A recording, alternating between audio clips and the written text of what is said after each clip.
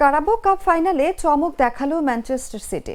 তরুণ তারকা নিকো ওরেলির জোড়া গোলে আর্সেনালকে 2-0 ব্যবধানে হারিয়ে কারাবাও কাপের শিরোপা জিতল পেপ গার্দিওলার দল। এই হারের ফলে আর্সেনালের সম্ভাব্য 4 ট্রফি জয়ের স্বপ্ন ভেঙে গেল। ওয়েম্বলিতে অনুষ্ঠিত ম্যাচে প্রথমার্ধে গোলশূন্য থাকলেও দ্বিতীয়ার্ধে ঝড় তোলে সিটি। ম্যাচের 60তম মিনিটে আর্সেনালের বদলি গোলরক্ষক কেপা আরিজাবালাগা একটি সহজ বল ধরতে ব্যর্থ হন।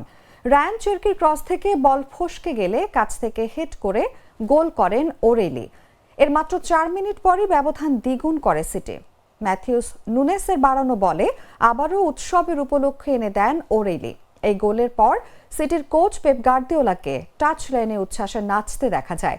পিছিয়ে পড়ার পর আর্সেনাল ঘুরে দাঁড়ানোর চেষ্টা করলেও ভাগ্য সহায় ছিল না। রিকার্ডো ক্যালিফিয়েরি আর গ্যাব্রিয়েলো জেসুসের প্রচেষ্টা ক্রসবারে আটকে গেলে হতাশ হয়ে ফিরতে হয় আর্সেনালকে। এই জয়ের মাধ্যমে পেপ গার্দিওলা তার 10 মৌসুমের সিটি ক্যারিয়ারে 19তম শিরোপা জিতলেন। প্রিমিয়ার লিগের লড়াইয়ে তার দল বর্তমানে আর্সেনালের থেকে 9 পয়েন্ট পিছিয়ে দ্বিতীয় স্থানে আছে।